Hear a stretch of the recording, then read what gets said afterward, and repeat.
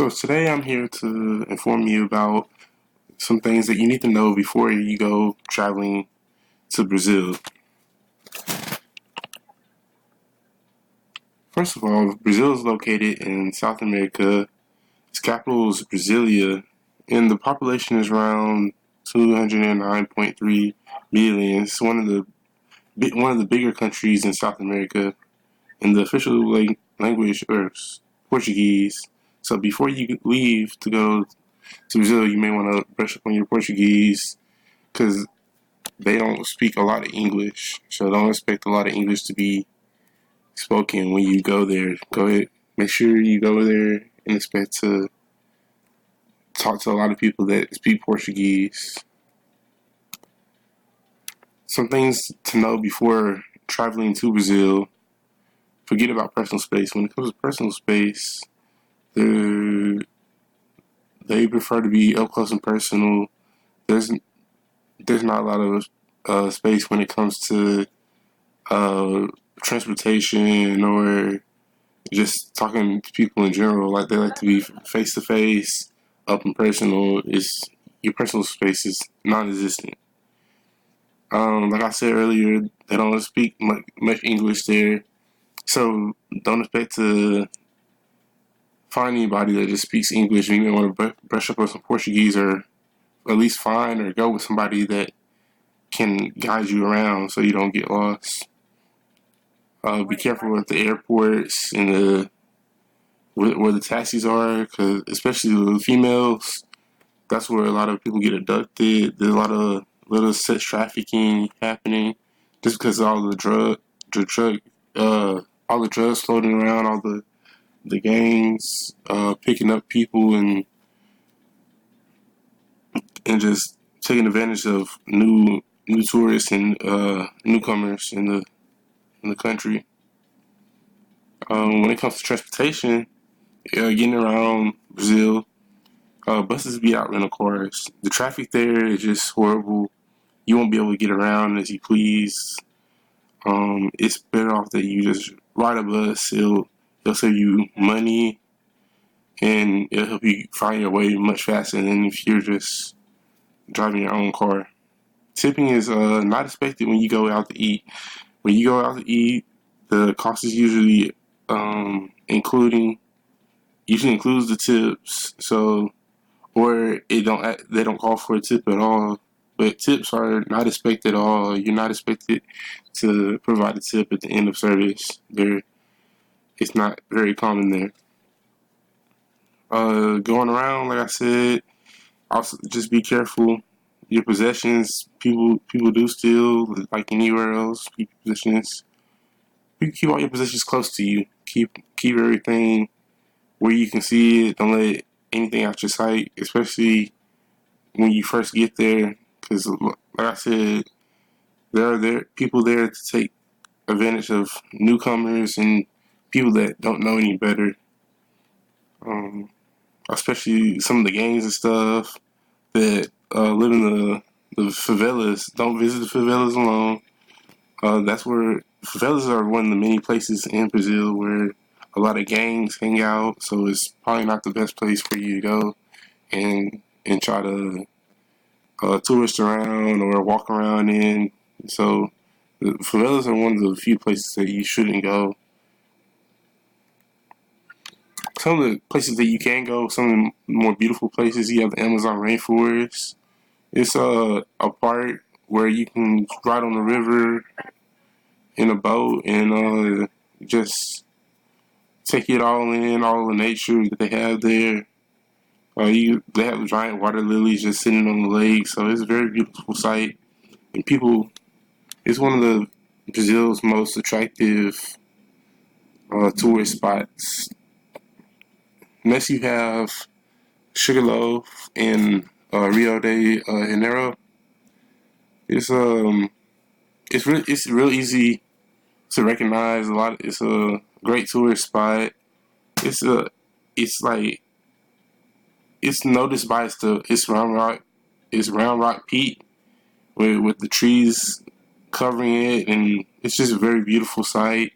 A lot of tourists go there for the view of Rio and in the harbor, and just for the thrill of riding the suspended cars from Sugarloaf and Island and the Morro do Urca, which is the main part, not just the island that Sugarloaf is on.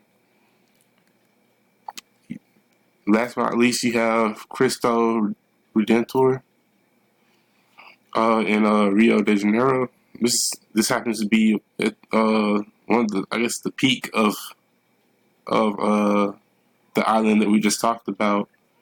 But this is talking about the statue at the very top with the statue of Christ, or Cristo Redentor, also known as Christ the Redeemer, with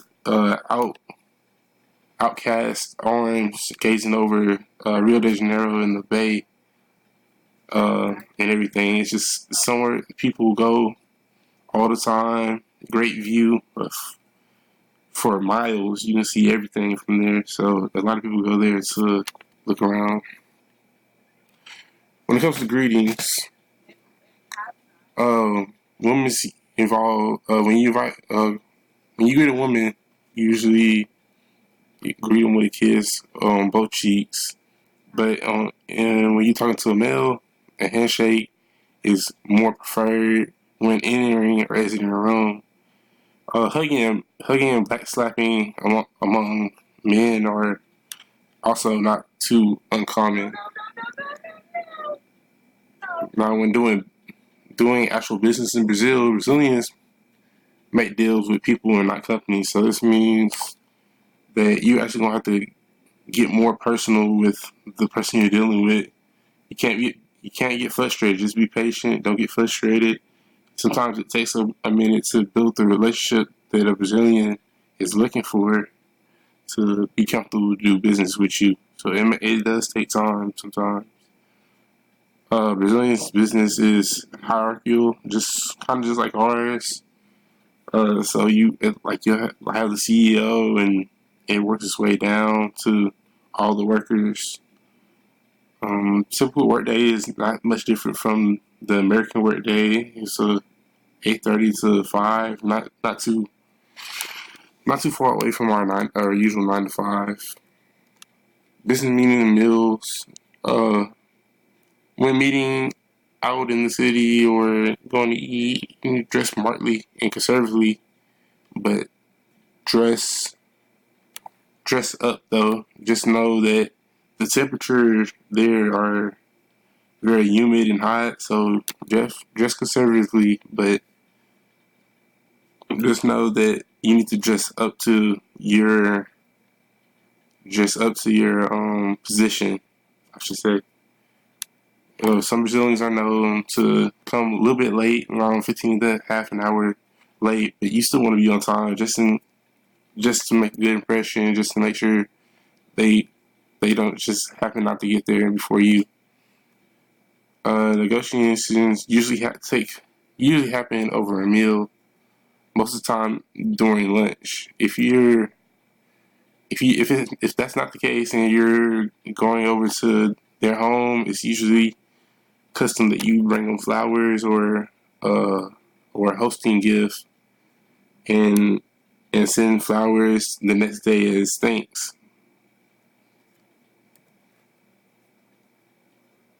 When when you first meet the person you want to do business with in Brazil, exchanging business cards during introductions is a great gesture. It's probably a great idea to include Portuguese translation, knowing that a lot of people in Brazil don't speak English. So having a translation on your translation side on your business card on the back side is an added bonus and just an added gesture of your good taste. When you do make your appointments, just make sure you do them at least 2 weeks in advance and schedule and leave a little room in between, knowing that some things pop up and out there can get delayed or canceled. So it just gives you time to adjust depending on the situation. Some easy conversation tips when eating out at a meal or anything. Is our football, like soccer, family, music, the beauty of Brazil in general, and but never talk politics, poverty, religion, or mention Argentina as right. Argentina is kind of their rival, and try not to get too personal. Don't worry about them like interrupting. Constant interruption while someone is talking is usually acceptable. Unlike in the U.S. where it's kind of frowned upon, it's great conversation. When you address them by their title and their same name when you first meet. So, in conclusion, Brazil is an awesome place to visit. The attractions are truly breathtaking, and but you just want to make sure that when you travel there, that make sure you look at your surroundings at all time, taking care of all your possessions, because there are places in Brazil that are not very welcoming, such as the favelas, and they're highly popular gangs and unsafe and uncomfortable for you free to walk in. So make sure you just be careful where you're roaming at while you're there. When you're doing business there, remember to be patient, take your time, because Brazilians make deals with people, not companies. So try and get to know the person you're trying to do business with, and don't get frustrated. Stay control and take your time. And that concludes my presentation on Brazil. Thank you for listening.